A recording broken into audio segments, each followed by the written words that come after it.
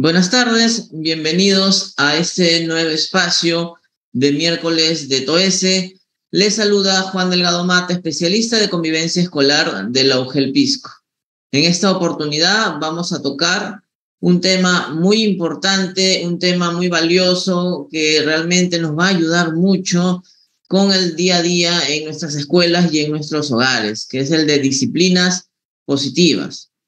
Iniciamos esta jornada brindándoles el caluroso y afectuoso saludo de parte de nuestra directora de la UGEL Pisco, Patricia Tipismana Pasache, y de nuestro jefe de gestión pedagógica, Julián Ochoa Chochoja. Ambos fervientes defensores de la buena convivencia escolar dentro de nuestra comunidad educativa pisqueña. Es así que dentro de estos espacios creados pues desde el inicio de la pandemia, buscamos continuar con esta línea de intervención, brindando temas reales, precisos y temas que nos ayuden y nos aporten a la mejora y al cambio. Este tema de convivencia escolar enfocado en lo que es disciplinas positivas, pues brinda esa ruta de trabajo a aquellas preguntas, dudas o consultas que podamos tener. Iniciamos entonces con todos y con todas esta jornada de trabajo en compañía de todos ustedes, esperando pues que así como cada miércoles nos acompañen en diferentes temas que tocamos. Posiblemente y lo muy probable es que iniciemos ya con nuestros miércoles de TOESE de manera presencial. Ya vamos a brindar los alcances y las precisiones sobre esta realidad, ¿no? Pero de todas maneras esperamos contar con la participación de todos, así como ha sido en cada miércoles de TOESE virtual que hemos tenido durante estos últimos años. Iniciamos entonces con nuestro taller de disciplinas positivas en el hogar a cargo de mi persona, Juan Delgado Mata, especialista de convivencia escolar del UGEL Pisco, ¿no? Hay que tener en cuenta algo muy preciso en esta situación, ¿no? ¿Qué será disciplinas positivas, no? Mucho hemos conversado también de manera personal con algunos maestros y maestras, ¿no? La forma como yo puedo llegar a conectar con aquel estudiante que quizás muestra conductas disruptivas, que quizás muestra conductas desafiantes dentro de la escuela o dentro del hogar, y yo como padre de familia o como maestro de aula, cómo poder generar una conexión con este estudiante, ¿no? ¿Qué hacer, no? Entonces, para ello hay que entender primero cuál es la situación y la peculiaridad del desarrollo de los niños y del estudiante y del adolescente, ahora más aún en estos tiempos, pues, de pospandemia, donde sus habilidades socioemocionales, donde su capacidad de resiliencia, de empatía, de diálogo está ahí, sí, pero está un poco más empobrecida, ¿no? Por las situaciones y dificultades que han pasado en estos 2 años, ¿no? Que no necesariamente les ha fortalecido emocionalmente, sino muchas veces y en gran cantidad les ha limitado, ¿no? A no tener la capacidad de tener una correcta gestión de sus emociones negativas, ¿no? Entonces es importante enfocarnos que a usted que me escucha, ¿no? Maestro de aula, y también espero que pueda escucharme, padres de familia, ¿no? La idea principal de las disciplinas positivas es un equilibrio que yo deba tener en sí entre la mente y el corazón, ¿no? Es decir, yo tengo que balancear este equilibrio, ¿no? Si yo solamente educo a mi hijo o a mi estudiante de términos netamente pedagógicos, netamente de reglas y de conductas a seguir, ¿no? Y no hay un vínculo, una conexión con él o con ella, ¿no? De confianza, de respeto, de cariño, de amor, entonces no se va a lograr realmente un aprendizaje significativo, ¿no? Y yo voy a estar generando situaciones donde el estudiante simplemente va a tener una información de que va y que después desaparece y que no se interioriza en él o en ella, ¿no? Entonces es importante conocer que las disciplinas positivas es básicamente encontrar soluciones a largo plazo que desarrollen la autodisciplina, ¿no? Es decir, la capacidad de que el mismo estudiante sea autoconsciente de sus errores, el mismo estudiante se autorregule y genere sus propias conductas de mejora, ¿no? Comunicar con claridad sus expectativas, reglas y límites, ¿no? Es decir, que el estudiante sea, o el hijo, o mi hija, sea capaz de comunicar tus ideas con claridad, entendiendo que hay límites de respeto en jerarquías, ¿no? Pero dejando en claro sus expectativas que tienen dentro de su proyecto de vida, ¿no? De manera que yo genero una relación mutuamente respetuosa. Enseñar habilidades que les serán útiles para toda la vida, aumentar la capacidad y la autoconfianza para manejar desafíos vitales, enseñar cortesía, no violencia, empatía, amor propio, unos con otros, ¿no? Entonces la disciplina positiva es básicamente la disciplina que busca la conexión con el estudiante, de manera que se genere un vínculo de confianza, ¿no? Es decir, yo como maestro con mi estudiante genero una conexión, ¿no? Con ese estudiante indisciplinado quizás que genera desorden en el aula, ¿no? Yo lo más importante que busco acá es conectar con el estudiante de manera que él sepa que puede ser ayudado por mí. No sabe cómo se le va a ayudar, no sabe por qué yo decido ayudarlo, pero confía en mí como maestro y al confiar en mí, él va a poder expresarme quizás de una manera muy turbulenta todo el cúmulo de emociones y las situaciones que a él le llevan a ser agresivo, a ser descortés, a no comunicarse bien, pero tiene la intención de decirlo para ver cuál es el camino que se le brinda para mejorar, porque el estudiante está confiando en mí para ser ayudado. Yo he logrado conectar con el estudiante.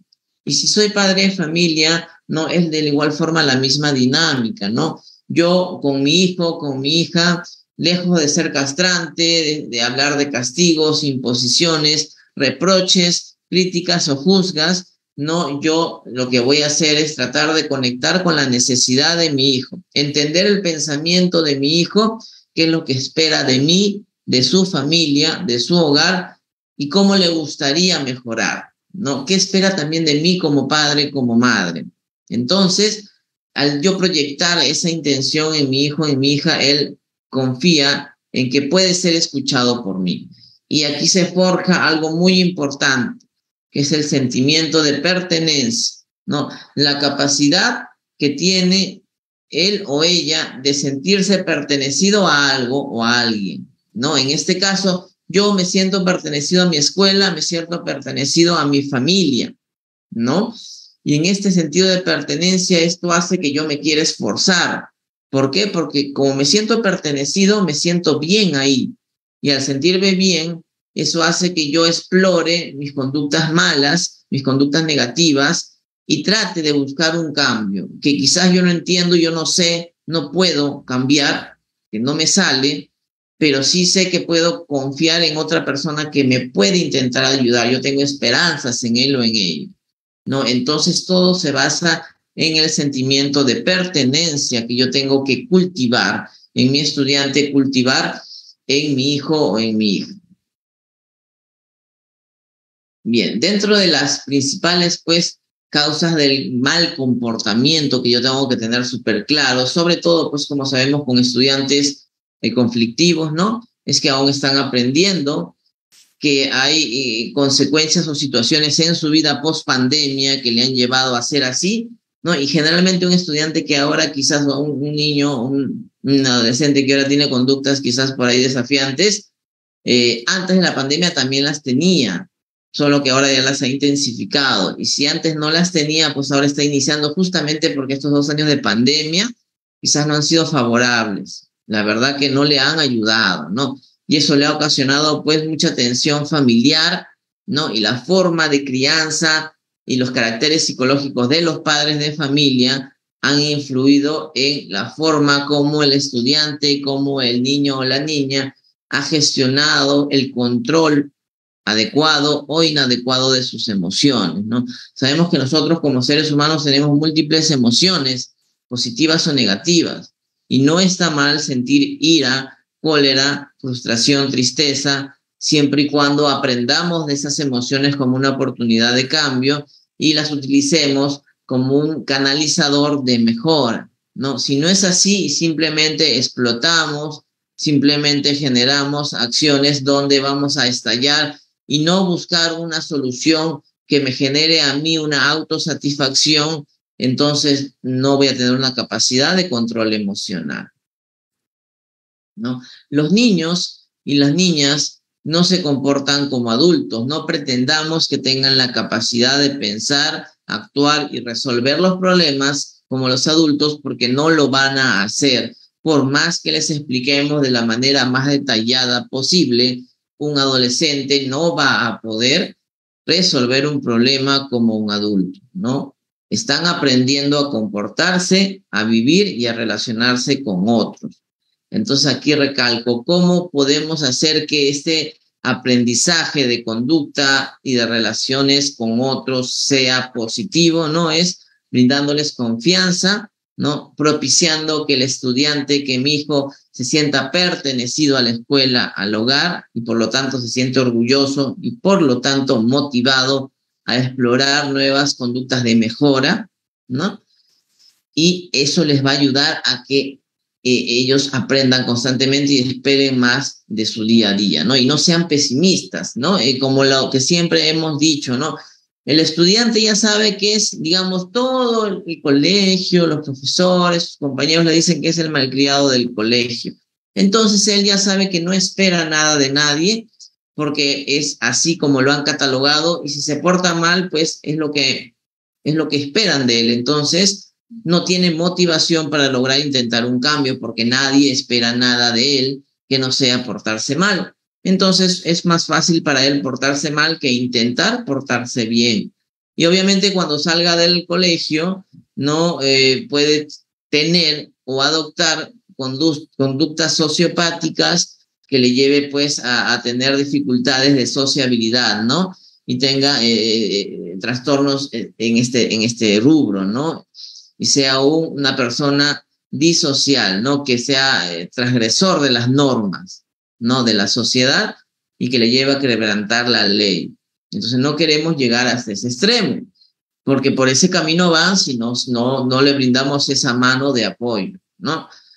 Los niños, los adolescentes están aprendiendo cómo usar las palabras y cómo expresar sus emociones por medio de esas palabras para decir a los demás cómo piensan y cómo sienten, ¿no? Y a diferencia de nosotros, ellos no tienen claros los límites que no deben cruzar, no están experimentando hasta qué punto sirve o no sirve cruzar esa línea y cómo le beneficia a ellos, ¿no? Entonces, por eso es que muchas veces explotan, son ofensivos, son agresivos con su entorno, con sus compañeros, con sus maestros, con sus padres de familia, ¿no?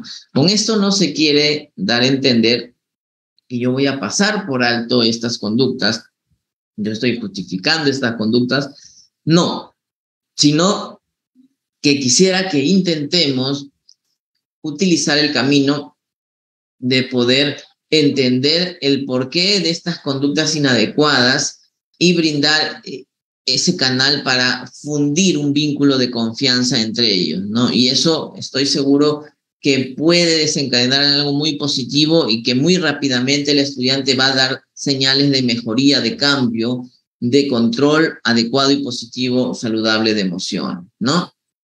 Entonces, dentro de las características psicológicas del niño, ¿no? Hay que entender la forma como él socializa, cómo responde, pues, a los estímulos del medio externo, ¿no? Cómo trabajan sus emociones y cómo sus emociones generan sentimientos positivos o negativos de irritabilidad o de tranquilidad, ¿no? Qué tanto son sus niveles de concentración, ¿no? Y cómo desarrolla múltiples actividades y se regocija de ello, o de repente es muy exigente con él o con ella y nunca se siente tranquilo con lo que se está haciendo, ¿no? Con sus logros obtenidos. Bien.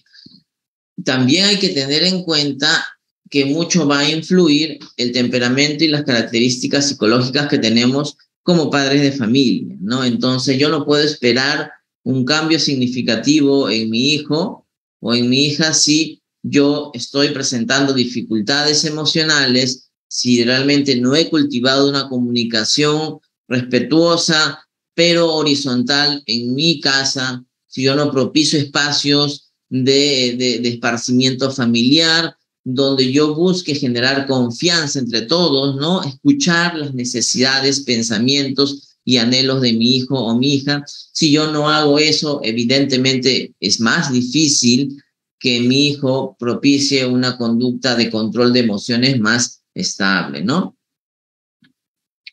Los niños no se comportan sin ninguna razón, es decir, lo que yo tengo que utilizar también dentro de lo que se busca como las disciplinas positivas es el refuerzo positivo, pero ojo aquí en una etapa inicial, ¿no?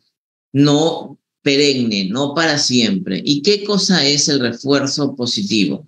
En este caso es un ejemplo práctico, pero que lo vamos a trasladar a una realidad no, de nosotros, ¿no? Hay un bebé, ¿no? Que está llorando y se le da un chupón y deja de llorar, ¿no? Entonces, en esto, ¿cómo lo podemos trasladar este pequeño ejemplo, ¿no?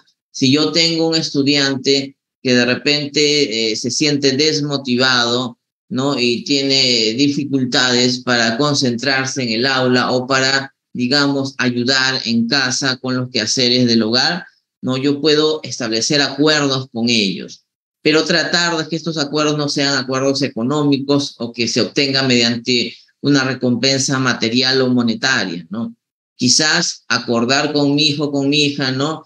Que si él se esfuerza, se organiza, ¿no? En sus deberes, en sus labores, ayuda también en casa con el aseo, ¿no? Le prometemos que el fin de semana podemos desarrollar una actividad que a él o ella le guste, le agrade, o él o ella puede salir con alguna familiar o amistad o compañero que tenga ilusión de salir, ¿no? Y que le podemos, quiere ir al cine, si quiere ir a un lugar, si quiere ir a comer, le podemos quizás en la medida de nuestras posibilidades brindar ese apoyo económico para que él vaya y lo haga. O sea, el estudiante va a estar motivado durante toda la semana porque sabe que al final va a recibir esa recompensa, ¿no? Pero tratar uno que no sea una recompensa económica o monetaria, ¿no? O darle algún objeto a cambio de su actividad que está realizando, ¿no? Y punto dos, ¿no? Que esto se pierda en el tiempo, que el refuerzo positivo ya se vaya y simplemente la propia recompensa del estudiante sea la satisfacción de haberlo hecho bien. Es decir, se autorregula, se autodisciplina, genera él mismo o ella misma autorrecompensas, pero esto lo hago progresivamente, ¿no? Inicio con este refuerzo positivo y poco a poco voy cambiando la recompensa por algo más abstracto, ¿no? Por el sentimiento del regocijo, de la propia satisfacción, ¿no? Lo inserto ahí los halagos, ¿no? Inserto ahí también las alabanzas hacia ella, ¿no? De manera que establezca un ego saludable, pero también que le permita sentirse bien consigo misma, ¿no? Hasta que llegue un punto que el refuerzo positivo no requiere nada material ni ningún acuerdo, sino simplemente la autosatisfacción de haber conseguido una mejora, ¿no? Y también es importante dar a conocer que dentro del vínculo familiar, ¿no? Los problemas personales, la relación matrimonial, los problemas de salud, financieros y el trabajo de los padres influyen también en la tranquilidad, en la toma de decisiones y acciones que el estudiante, que el hijo día a día brinda pues dentro de su accionar diario, ¿no? Entonces tengo que yo mapear, ¿no? Como padre de familia y como docente de aula, cómo está este estudiante, por qué situaciones se encuentra familiarmente, cómo es el vínculo familiar en este momento, ¿no? Y si yo soy padre de familia, hacer, ¿no? También una reflexión consciente de qué tanto yo aporto a la unión del vínculo familiar, a la estabilidad del vínculo familiar, ¿no? No a que sea una familia donde norme la incertidumbre, las quejas, el minimizar el pensamiento, la opinión de otra persona y por ende, pues mi hijo, mi hija,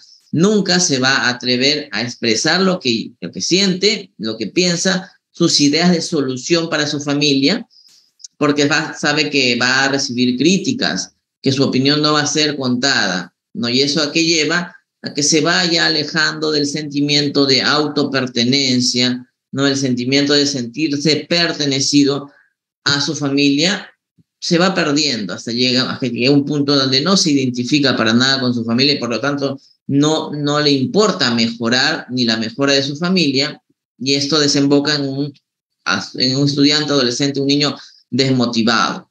Y como está desmotivado, entonces no va a ser capaz de mejorar en aquellas cosas que él siente o piensa que está haciendo mal. El camino que va a tomar es el más fácil, que es el de establecer conductas desafiantes, tratar de apaciguar sus emociones negativas, ¿no? Haciendo sentir mal a los demás, como para él en ese momento establecer un falso ego, ¿no? Y poder ayudar a mitigar sus frustraciones. Pero esto definitivamente no es la solución, nosotros lo sabemos, ¿no? Entonces, todas estas causas del mal comportamiento que venimos hablando, ¿no? Las consecuencias o situaciones de la tensión en la familia, y que pues mi hijo, mi hija aún está aprendiendo y teniendo en cuenta pues las características psicológicas del niño y las características psicológicas de los padres, pues todo esto suma, todo esto hace un conjunto a lo que es concretamente la forma como se conduce mi niño, mi niña, mi estudiante en estos tiempos de post-pandemia. ¿No? Hay que tener en cuenta algo muy en claro, y aquí también invoco, solicito por favor el apoyo de todos nuestros padres de familia, ¿no? En que la clave está en la forma como se ha forjado el vínculo familiar en estos 2 años. Y hay que ser conscientes de ello y hay que analizar hasta qué punto hemos beneficiado o perjudicado a mi hijo o a mi hija. Cualquiera de los dos caminos que hayamos tomado, no pasa nada, ¿no? Hay que tomar las acciones nada más correspondientes, ¿no? Y hay que intentar y poder generar un ensayo-error hasta que demos con la respuesta adecuada. Pero lo que se busca es el vínculo de confianza entre mi hijo, mi hija, o entre estudiante y entre padre de familia. Bien. Hay que tener en cuenta que actualmente pues sabemos que a nivel de institución educativa, a nivel de escuela, las sanciones punitivas ya no están pues permitidas, ¿no? Pero más allá de saber que no están permitidas es saber por qué no estarían permitidas, ¿no? Se ha detectado en realidad, ¿no? Que ese tipo de situaciones, ¿no? No han generado un cambio significativo a largo plazo en el estudiante. Es decir, yo expulso al estudiante un par de días, yo le genero una sanción donde lo mando al patio a pararse o donde le pido al estudiante que pase al frente del salón para que exponga el porqué de su mala conducta mientras todos sus compañeros quizás lo juzgan, ¿no? Lo único que ha ocasionado en nuestros estudiantes es rencor, ¿no? Ha ocasionado el recelo, ¿no? Pero no una reflexión de un aprendizaje, ¿no? El estudiante se iba con 5 o 10 papeletas y les daba igual o peor, porque les dábamos pues simplemente un espacio donde supuestamente tenían que reflexionar, pero lamentablemente no lo hacían.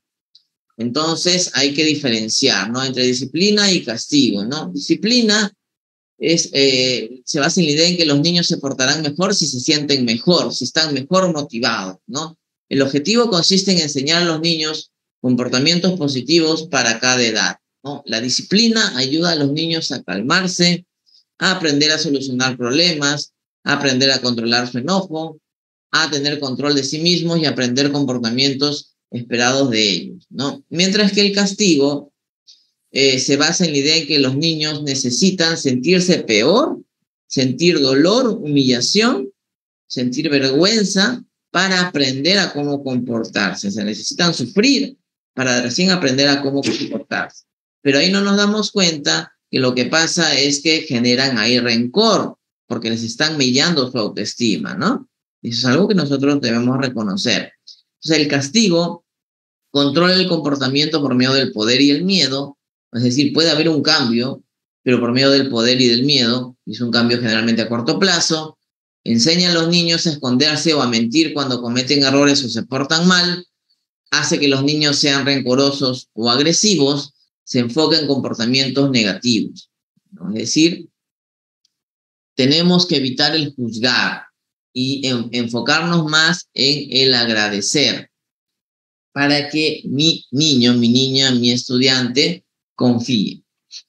Es lo que yo voy a buscar más dentro de esta perspectiva, ¿no? Que mi hijo, mi hija confíe. Bien. Entonces, es importante hacer un hincapié rápido en, pues, los estilos de crianza que surgen dentro del medio de lo que es, pues, mi día a día como padre, como madre, ¿no? Entonces, con autoridad, tengo un estilo de crianza permisivo, autoritario, pasivo, ¿no? ¿Cuál soy yo? No, aquí lo importante, como todo, es nunca irse a ningún extremo. Es decir, cualquiera de estos cuatro son negativos si yo lo aplico al 100%, ¿no? Lo que yo tendría que propiciar es básicamente generar un vínculo de confianza donde dependiendo de la situación donde yo me desenvuelva, ¿no? Como padre pueda a veces ser más permisivo, a veces ser más pasivo, a veces ser más autoritario, dependiendo del progreso, dependiendo de las circunstancias, dependiendo de la situación que se está presentando con mi hijo o con mi hija. ¿Cuáles son las consecuencias que podemos tener nosotros por parte de los castigos, ¿no? Los azotes, los sermones, las críticas, las expresiones de desaprobación y rechazo y el castigo físico frecuente, ¿no? Hace que estos métodos no sean efectivos, por lo que hemos dicho anteriormente, ¿no? ¿Por qué? Porque revolotea las emociones de mis menores estudiantes y hijos, ¿no? Y no tiene un efecto a largo plazo, sino quizás a corto plazo, pero por el miedo, por el temor infundido ante esta situación, ¿no?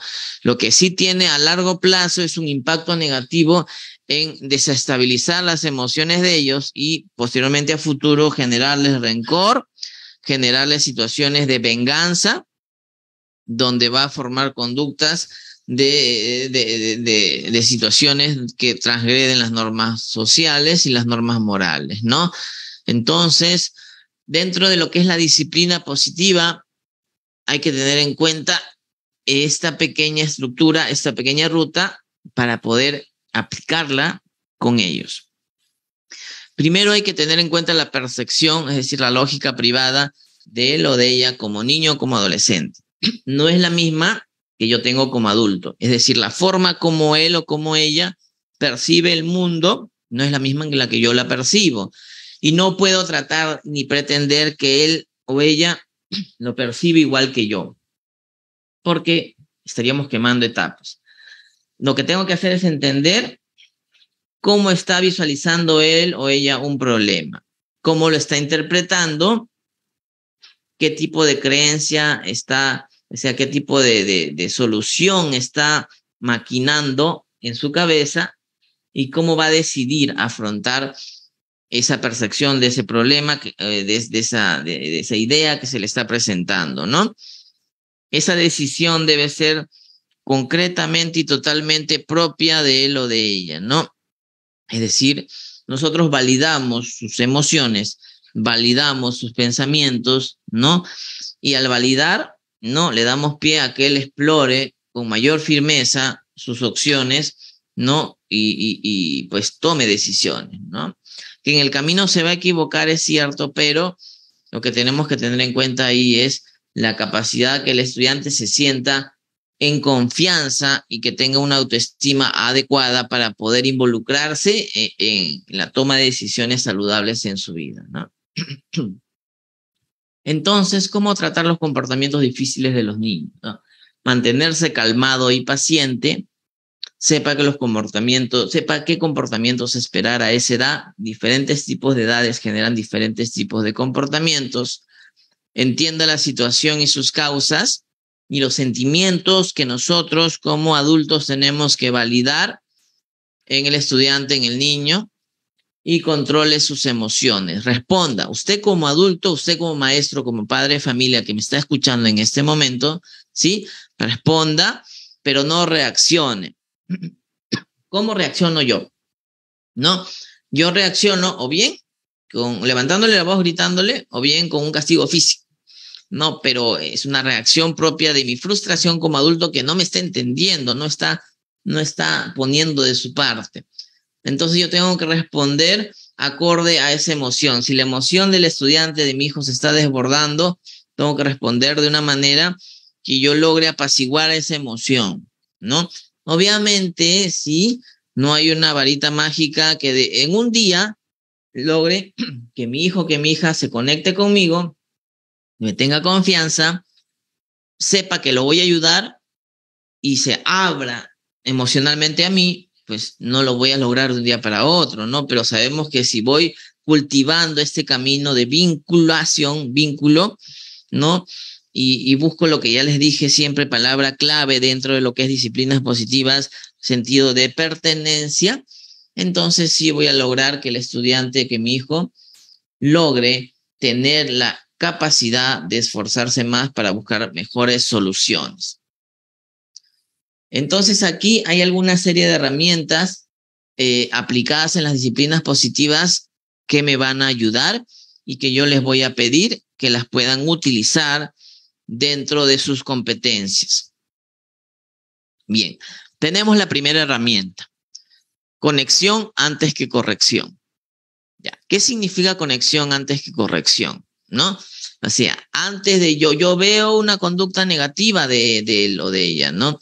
Y antes de yo corregir, voy a intentar conectar con la necesidad, con lo que ha creído ese estudiante en ese momento para hacer esa mala conducta, ¿no? Entonces, por ejemplo, ¿no? Si yo veo, mientras vamos también leyendo, mientras ustedes van visualizando lo que dicen en esta herramienta, ¿no?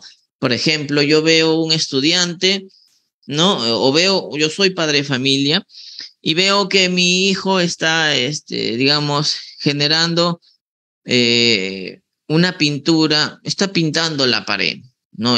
Tengo mi hijo que es de primaria y está pintando la pared, pero ha dejado todo desperdigado, todo sucio, sumado a que la pared pues la está malogrando, ¿no? Yo puedo entrar en cólera, ¿no? Y empiezo pues a recriminarle, a gritarle, le voy a castigar. No, pero como no me doy cuenta dentro de mi cólera, hay un dato muy importante, que me fijo en el dibujo de la pared y de repente me doy cuenta que ese dibujo pues está bonito, está bien hecho, ¿no? Que tiene habilidad para eso. Entonces yo me voy a enfocar en decirle a mi hijo, ¿no? Que el dibujo que ha hecho me parece interesante, me parece que lo ha hecho bien, está bonito, que tiene bastante habilidad, pero que lo ha hecho en un escenario pésimo, que no creo que le contribuya a pintarlo ahí, ¿no? Porque no va a desarrollar su habilidad. Entonces yo busco primero la conexión con el estudiante, alentarlo, transformar esa conducta disruptiva en una oportunidad de cambio, de mejora, de aliento, ¿no? De impulsarlo, ¿no? Antes que corregirlo, gritarlo, castigarlo, ¿no? Y de repente después yo le voy a comprar un material adecuado para que él pinte en un lienzo, ¿no? Y ya él se siente motivado porque a pesar de que ha hecho algo malo, se le ha enrumbado a que elimine esa conducta por medio de una conexión. Y el hijo nunca más vuelve a pintar en la pared. Bien. Entonces es importante, como dije, no la conexión antes de corrección, ¿no? Si yo llego a mi hijo con una conducta desafiante, como en la imagen del niño con el papá, entonces no voy a lograr nada. Pero si yo busco una comunicación horizontal, respetuosa, dando a conocer mi posición firme como madre, pero también dando a entender a mi hija que yo estoy para ella, como en la segunda imagen, entonces voy a lograr un cambio de conducta en ellos. Otra herramienta que nos sirve es validar nuestros sentimientos, ¿no? Validar nuestros sentimientos es una forma poderosa de crear conexión que a menudo invita a la corrección, ¿no? Intente adivinar lo que el estudiante está sintiendo para poder ser empático, ¿no? Como estudiantes y como maestros de aula debemos desarrollar, validar nuestros sentimientos, ¿no? Verbalice lo que piensa o pregunte. Parece que estás bastante molesto en este momento, te sientes triste, ¿no? Hay que tratar de verbalizar las emociones negativas que tenemos, ¿no?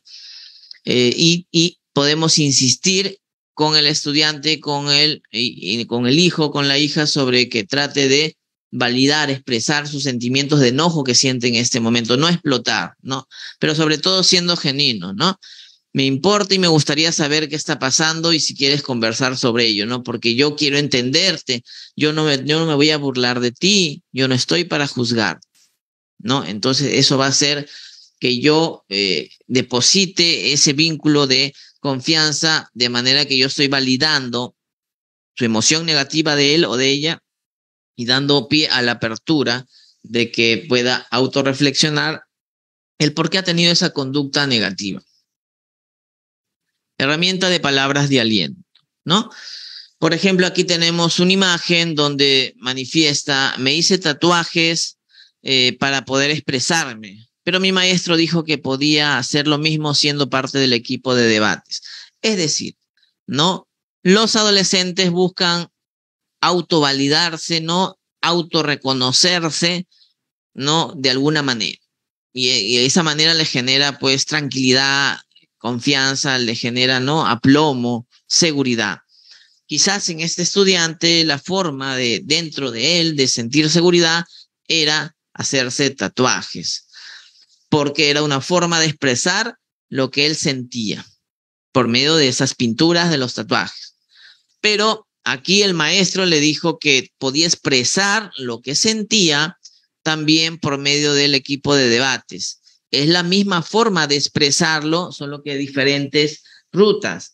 Solo que la segunda ruta requiere un acompañamiento, una guía, ¿no? Y va a lograr el mismo resultado. Entonces, no solamente decirle, criticar, juzgar al estudiante que porque se ha hecho ese tatuaje, que es un malcriado, un mal ejemplo para sus compañeros, qué barbaridad. ¿Cuándo te vas a ir del colegio? Ojalá que el próximo año no ingreses a mi institución, de verdad te lo digo, ¿no? Y así no voy a lograr nada, pues, ¿no?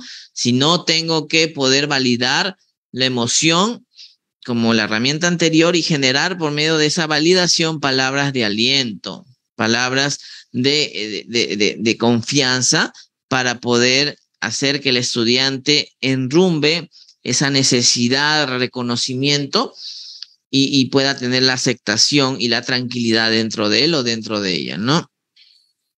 Aquí también es un punto muy importante que tenemos que tener en cuenta y es lo siguiente, ¿no? Aliento versus alabanza, ¿no? Es muy importante delimitar estas dos acciones, ¿no? De manera que yo pueda saber la diferencia y cómo utilizarlas en diferentes situaciones, ¿no? Si hablamos de aliento versus alabanza, aquí nos indica un ejemplo, ¿no? Recuerda, Eduardo, dentro de cada estudiante con F hay un estudiante con A tratando de salir, ¿no? Es decir, ante cualquier situación de estudiante que tenga malas notas, hay una oportunidad en él de auto reconstruirse y volverse un estudiante con súper buenas notas, pero más allá de la nota, con súper buenas intenciones de querer esforzarse, ¿no? Ahora, la diferencia entre aliento y alabanza es la siguiente, ¿no? Las alabanzas son como caramelos, un poco puede ser útil, pero demasiado es poco saludable. Las alabanzas enseñan a depender de la aprobación externa, el aliento enseña la evaluación interna. Por ejemplo, ¿no? Alabanza, me gusta tu ensayo, estoy muy orgulloso de ti. El aliento, noté que trabajaste duro, debes estar muy orgulloso de ti. La alabanza, eres el mejor jugador de tu equipo, nadie te gana, nadie juega mejor que tú. Aliento, aprecio tu espíritu deportivo. No, es decir, en las afirmaciones de alabanza, comparada con las de aliento, no, en la alabanza yo simplemente trato de reforzar su ego, no, de algo que está bien, es innegable, lo ha hecho bien, pero en el aliento yo trato de automotivarlo para que autorreflexione y él solito busque sus errores y constantemente automejore, ¿no? Si yo solamente le digo, eres un campeón, eres el mejor delantero del equipo de fútbol, ya sabemos que contigo nos vamos a la victoria, está bien, se va a sentir bien, ¿no? Felicitado, pero no va a haber hasta ahí nomás va a ser su tope, porque ya para qué va a mejorar si es el mejor. En cambio, en aliento podríamos decirlo, ¿no? Felicito tu espíritu deportivo, como siempre, te desempeñas bien como jugador, ¿no? Sigue así esforzándote para poder siempre mejorar dentro de tu equipo y ayudar. ¿Ya? Entonces, dentro de esta situación es importante pues generar estas rutas de todas las herramientas que estamos viendo, ¿no? De aliento versus alabanza, de poder pues también generar las rutas pues de autorreflexión, el tema de autorreconocimiento. Entonces, aquí también tenemos otra herramienta más, que es el de enfocarse en soluciones. Si nos damos cuenta, todo lo que es disciplinas positivas también influye en la forma como yo como adulto percibo el mundo de mi estudiante, percibo el mundo de mi hijo, de mi hija, y valido ese mundo, ¿no? Fin, es fácil, ¿no? Aquí hay una situación donde pues hay un niño, ¿no? Donde llega donde su mamá y le muestra una tarea, ¿no? Probablemente la maestra le haya dicho al niño, pues, la consigna de hoy es poder generar un corazón rojo, ¿no? Dibuja dentro de tu hoja un corazón rojo. Entonces lo que ha hecho el niño es buscar soluciones. Como no habían crayones rojos, quizás con plumón negro hizo un corazón y adentro le puso rojo. Y le dijo a su mamá, no habían crayones rojos, pero aquí está lo que me ha pedido la maestra, ¿no? Entonces yo me enfoco en soluciones. Entonces yo como madre, yo no le voy a regañar a mi hijo porque él sinceramente ha querido buscar una solución. Este es un ejemplo hipotético, ¿no? Y siempre mi hijo va a buscar soluciones, pero quizás no le van a salir bien, aunque él pensó que sí. Yo regañándole no voy a lograr conseguir esto, ¿no? Me voy a enfocar en la solución, ¿no? El castigo está diseñado para que los estudiantes, como hemos dicho, paguen por lo que han hecho. El enfocarse en soluciones está diseñado para que los estudiantes aprendan de lo que han hecho. Es muy diferente, ¿no? Enseña a sus estudiantes a enfocarse en las soluciones, no solo durante las reuniones de clase, sino durante todo el día. Invite a algunos estudiantes a hacer un cartel sobre los siguientes pasos para enfocarse en soluciones. Identificar un problema, proponer la mayor cantidad de soluciones posibles, elegir una que funcione para todos, intentar la solución durante una semana, evaluar en una semana si funcionó y comenzar de nuevo.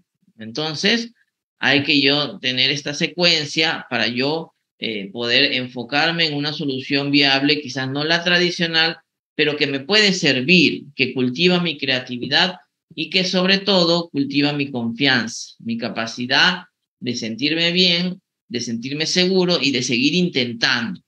Y si yo como adulto castro todo eso en mi hijo, en mi estudiante, pues ¿en qué va a desencadenar? En estudiantes desmotivados.